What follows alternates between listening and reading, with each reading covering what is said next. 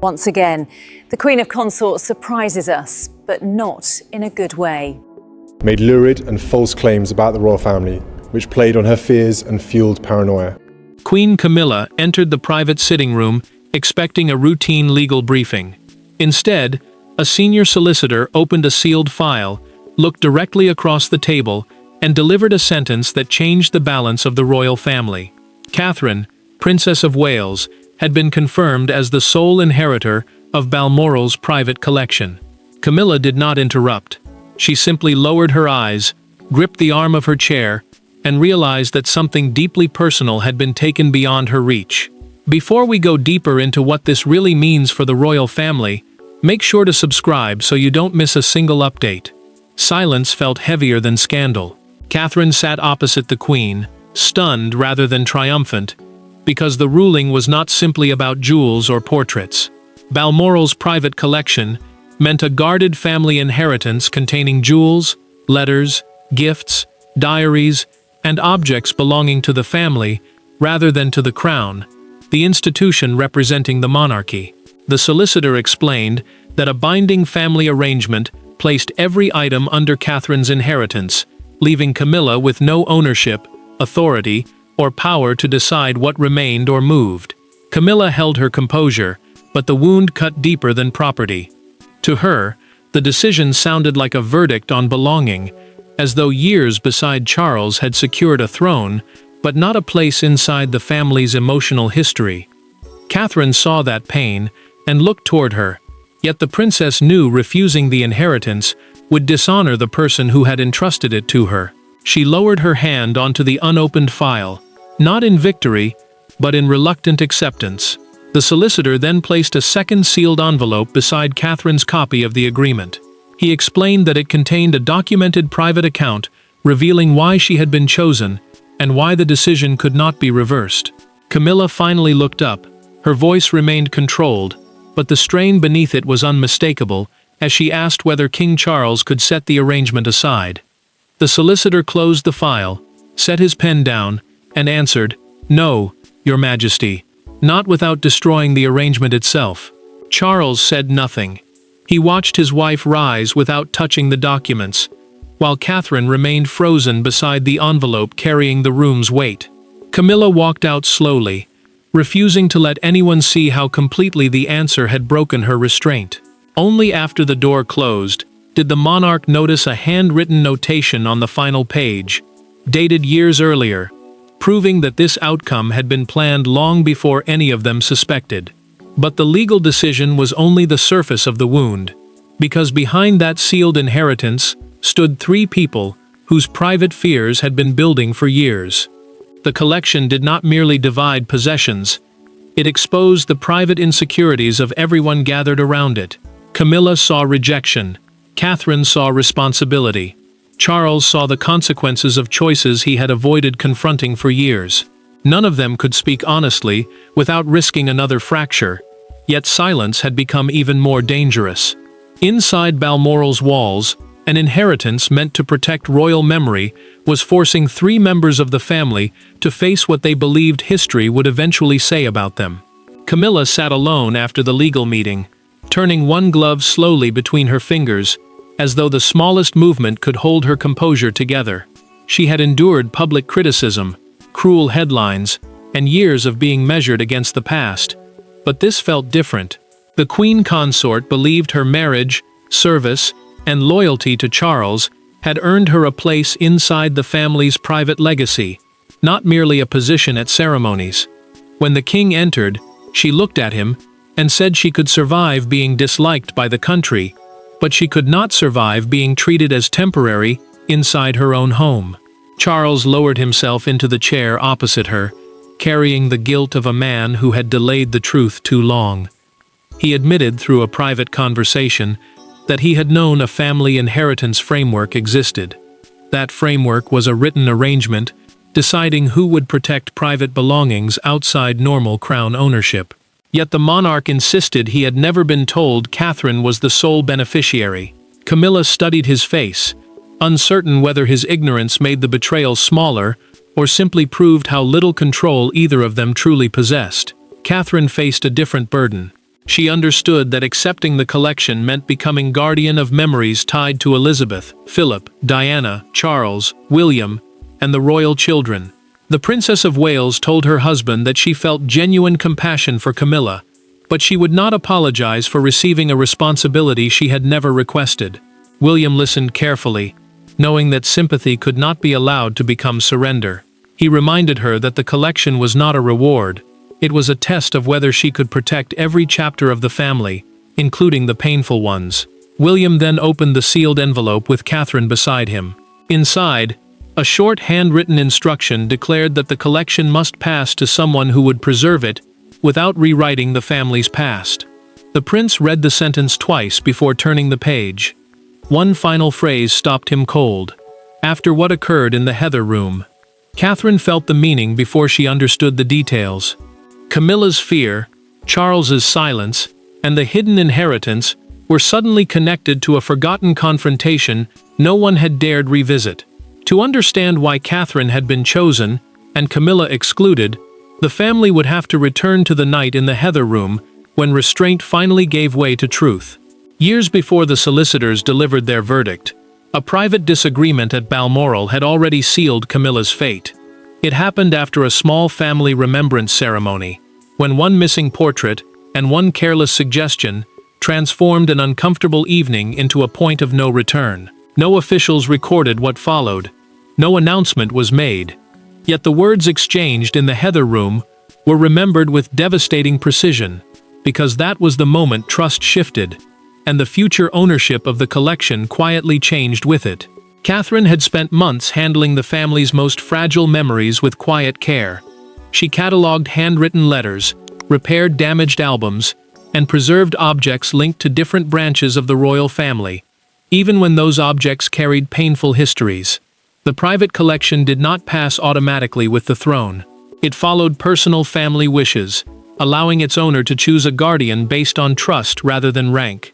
That difference mattered, because whoever controlled those objects could influence how future generations understood the past. Camilla felt that influence slipping away from her.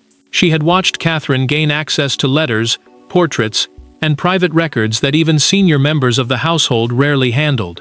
The queen consort feared the younger woman was becoming the monarchy's emotional center, while she remained trapped beneath years of comparison. Catherine sensed that insecurity and repeatedly avoided claiming authority, yet concern grew when conversations began about reorganizing the collection around Charles and his wife. To her, rearranging the past for the comfort of the present felt dangerously close to rewriting it. The Heather room incident became the breaking point. Before an anniversary gathering, Camilla noticed a private portrait of Diana among the family display and suggested moving it elsewhere. She argued that the room should reflect the present reign rather than continue reopening old wounds. The proposal was made during a recorded household discussion, but the most important exchange came after the officials had left. Catherine returned the portrait to its original place. She faced the Queen and said, "Preserving a family cannot mean editing the people who made it." Camilla stiffened, hearing not merely disagreement, but a challenge to the place she had fought to secure. Before she could answer, Queen Elizabeth appeared in the doorway. The late monarch had heard enough. Her instruction was calm and final. Nothing is to be removed. Elizabeth summoned her private secretary that same night. A private secretary is the senior aide responsible for handling a monarch's confidential papers and decisions. Through a documented account preserved with the family records, she ordered the inheritance memorandum changed so the collection would pass to someone willing to protect every chapter without alteration. Camilla never learned what had been rewritten, but Catherine understood that the room had become a test, and someone had quietly decided she had passed it. Now, with the Heather room promise revealed, and the solicitor's ruling final, Camilla could no longer direct her anger toward documents. She had to face the woman chosen in her place. Camilla did not summon advisors, lawyers, or courtiers. She asked Catherine to meet her alone. When the Princess of Wales entered, the Queen was standing beside a table on which a single Balmoral photograph had been placed face down. The conversation began politely, but politeness lasted less than a minute. Years of insecurity, resentment, duty, and unspoken comparison entered the room with them, and neither woman could leave until the inheritance between them had finally been named. Camilla had requested the meeting because suspicion had become harder to endure than the ruling itself. She believed Catherine might have influenced the decision in private, or accepted the collection without considering the humiliation it would cause. The Queen Consort wanted an answer without solicitors shaping every sentence. Catherine entered determined to remain respectful, but she also knew the inheritance carried a formal duty. That duty meant preserving the collection according to written wishes rather than personal pressure, and surrendering it now would turn responsibility into weakness. Camilla placed one hand on the photograph and turned it upright. The Heather Room portrait faced them again. She asked whether Catherine understood what it meant to spend years being judged against someone who was no longer alive, someone whose memory could never make a mistake, age, or answer back. Her voice remained controlled, but the pain beneath it was unmistakable. She had not come merely to fight over objects. She had come to demand recognition for the life she had built beside Charles. Catherine did not retreat. She told Camilla that grief had shaped the family long before either woman entered that room, and that preserving Diana's place was not an attack on the Queen's marriage or position. The princess admitted she understood how cruel comparison could become, but she refused to accept that remembrance itself was the enemy. For one brief moment, neither spoke. The silence carried more truth than either had expected. Camilla then asked the question she had been holding back: would Catherine voluntarily divide the collection? The younger woman answered that she would allow fair family access where the rules permitted it, but she would not break ownership against the written wishes. She then revealed, through the sealed inheritance letter, that the arrangement specifically warned against any reigning household removing, relabeling, or privately disposing of historically sensitive objects. The door opened before Camilla could respond. Charles entered carrying a separate legal page, his expression stripped of certainty. He looked from his wife to Catherine and placed the document between them. The king had discovered who truly controlled the arrangement, and the answer left even the monarch powerless. The conflict had appeared to be between two royal women, but the page in Charles's hand revealed that the real power rested somewhere neither of them could command. Charles had worn the crown long enough to expect that his word would carry weight inside any royal room. Yet the Balmoral collection had been placed beyond the easy reach of sovereign power. Its guardians were not ministers, courtiers, or household favorites, but private trustees bound to one written purpose. When Charles read the final page, his expression hardened. For the first time that evening, Camilla saw the truth clearly. Even the king could not restore what the inheritance had denied her. Charles read the trustee clause twice before removing his glasses. The Balmoral Preservation Trust was a private legal body created to protect the collection from sale, political pressure, marital claims, and changes made simply to improve someone's public image. Its trustees held legal control, while Catherine received beneficial guardianship, meaning she could preserve and manage the collection under strict conditions without treating it as ordinary personal property. The distinction mattered, because neither marriage nor the crown could automatically break the arrangement. Charles lowered the page and admitted through the recorded legal meeting that his authority as Camilla's husband could not overturn the wishes his mother had placed in writing. The king did not speak like a monarch in that moment. He spoke like a son facing a decision made by someone he could no longer question. Camilla heard restraint, but she felt abandonment. To her, his refusal to fight proved that he valued family peace more than defending her dignity. Camilla turned toward him and asked whether he would truly allow strangers to decide what his wife could touch inside Balmoral. Charles answered that the trustees were not strangers to the arrangement. They were its legal guardians. His explanation only deepened the wound. The Queen Consort had expected protection from the man beside her, yet the monarch now stood behind the very document that had excluded her. The lead trustee then delivered the final warning. Any attempt to invalidate Catherine's inheritance would trigger a protective clause, a safeguard designed to activate if the agreement came under attack. The entire collection would be transferred permanently away from the immediate royal household and placed under independent preservation.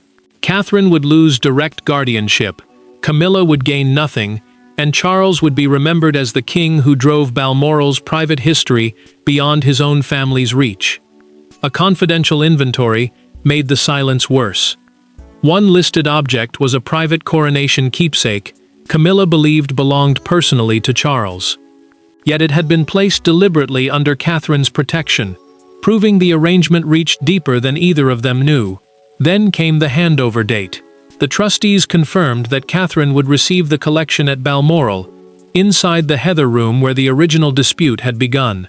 Camilla looked at Charles, and this time he had no answer. The law had closed every path of resistance, and as the handover approached, the private consequences began spreading through the family with painful speed. The decision moved through the royal household without a public announcement, yet its effects were immediate. Keys were reassigned.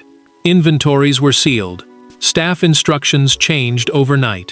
For Catherine, every new responsibility felt heavier than the last. For Camilla, every procedural adjustment felt like another door closing. The inheritance had not removed her title, her marriage, or her public role. But inside Balmoral's private world, she was suddenly required to request access where she once expected belonging. Catherine received the first formal instructions before breakfast. Every movement, repair, loan, and display involving the collection now required approval from her and the trustees. The trustees were the legal guardians responsible for enforcing the inheritance rules, while she carried the duty of protecting the objects themselves. That mattered, because one careless decision could damage not only a portrait or letter, but the family history attached to it.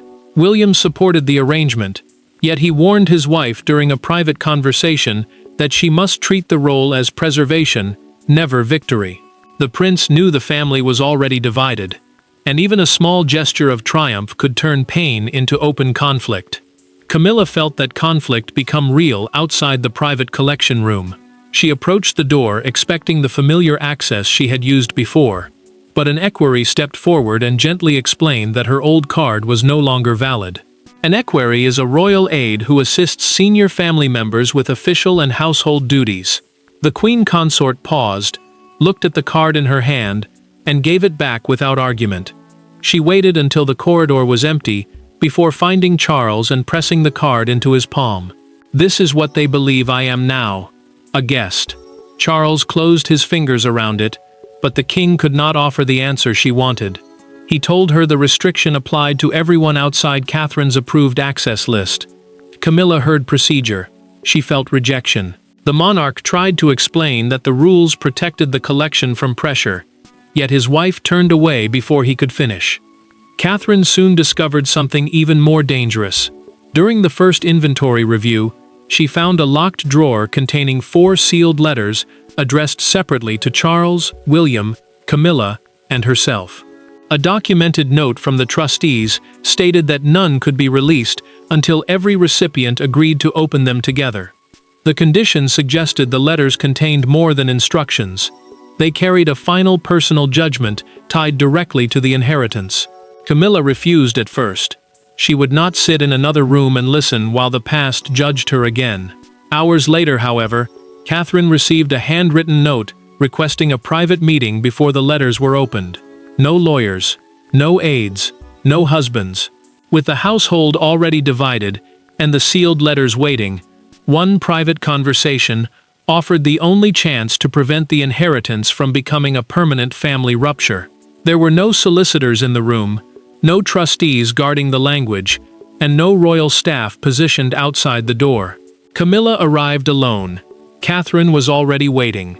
Between them lay neither the inheritance agreement nor the disputed portrait, but the expired access card Camilla had surrendered. For the first time, the two women spoke without defending titles or interpreting old instructions. What followed did not reverse the decision, but it changed the emotional meaning of everything the collection had come to represent.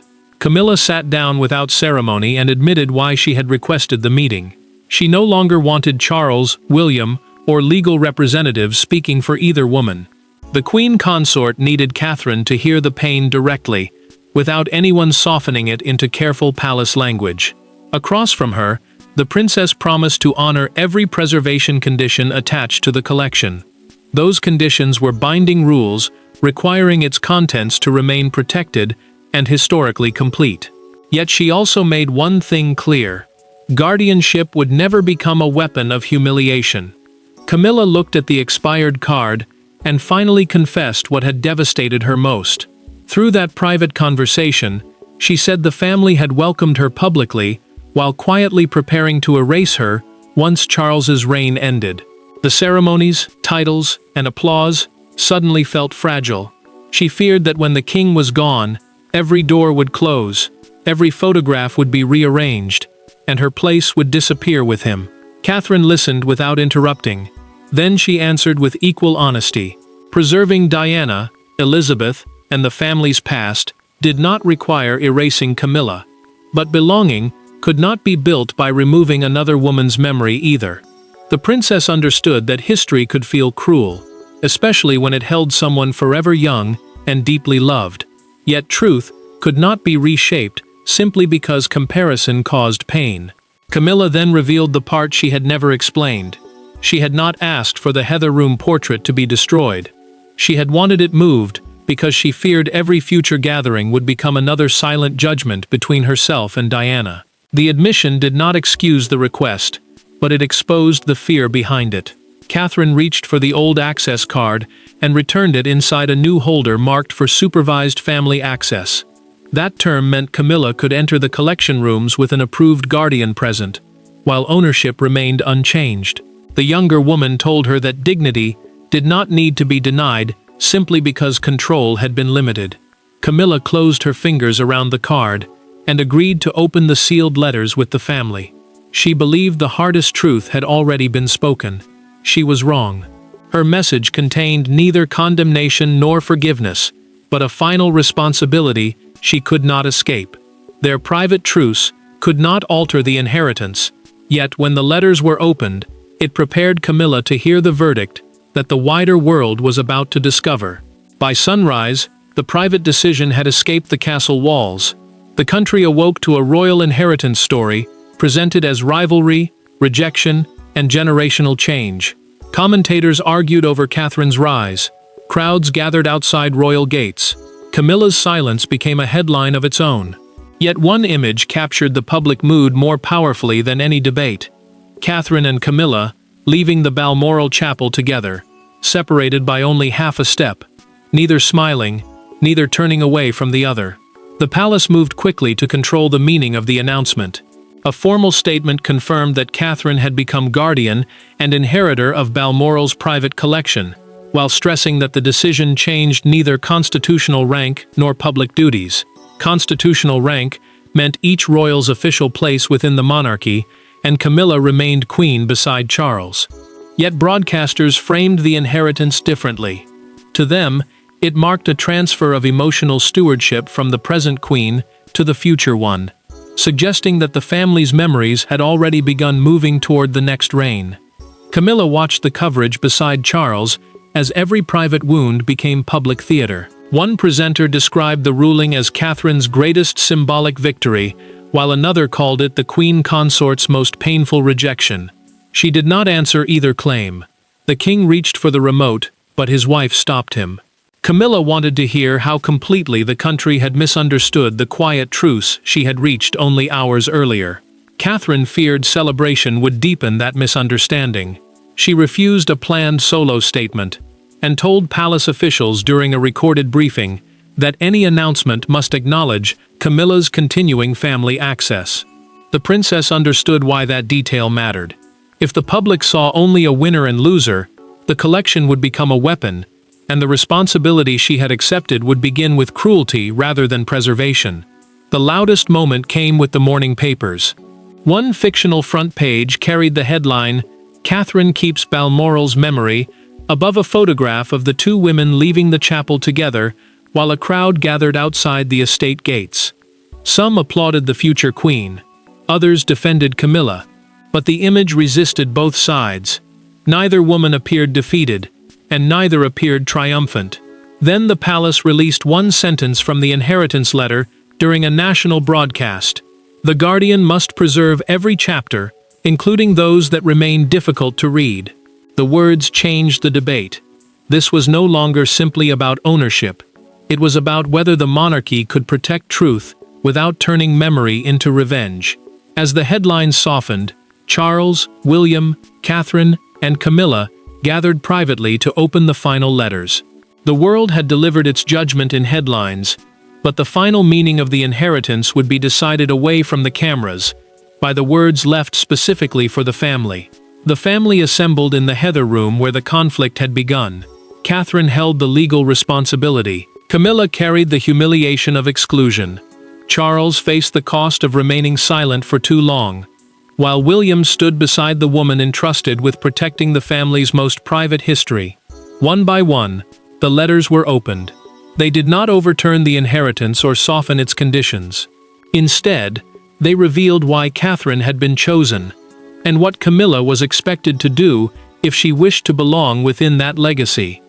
Catherine opened her letter first. The documented message confirmed that she had been selected because she had repeatedly protected objects connected to every branch of the family, including memories that caused discomfort, grief, and division. The princess understood that guardianship meant legal responsibility for preserving the collection under its written conditions, not permission to reshape it according to personal preference. Her inheritance was therefore not a reward. It was a burden built upon trust, and she accepted that burden without celebration. Charles read his message next. It warned him not to confuse sovereign authority, the formal power held by the reigning monarch, with ownership of family memory. The king was urged to support the guardian rather than control her, because the past belonged to more than one reign. He lowered the letter and told Catherine, through the private family meeting, that he would honor the arrangement fully. William watched his father surrender control without bitterness, and recognized the decision as a bridge between generations rather than an attack upon the present. Camilla opened her letter last. She read every line in silence, then placed both hands flat upon the table. Her message explained that acceptance within the family could not be won by rearranging the past. It had to be earned by protecting the truth, even when that truth remained painful. The Queen looked toward Catherine and quietly asked her to preserve the Heather room portrait exactly where it stood. The letter also gave Camilla a defined role as patron of the collection's future conservation program. A patron is a public supporter who helps protect and promote important work without owning or controlling it. She would not receive the collection, but she would help preserve the very objects she had once viewed as threats. Catherine accepted the entire inheritance without dividing its ownership. Then she invited Camilla to accompany her during the first formal inventory. The gesture did not weaken the ruling. It proved that compassion could exist without betrayal. The solicitor's decision was never reversed. Catherine became the keeper of Balmoral's private history. Charles supported her. William embraced the inheritance as continuity. Camilla finally understood that she was not being erased. She was being asked to stop erasing what came before her. In accepting that truth, she found dignity through responsibility rather than control. And so Balmoral's private collection passed to Catherine, not as a prize of royal rivalry, but as a solemn verdict that the monarchy could move forward only by preserving every part of its past. Thanks for watching. Please don't forget to like and subscribe, and we will see you in next one.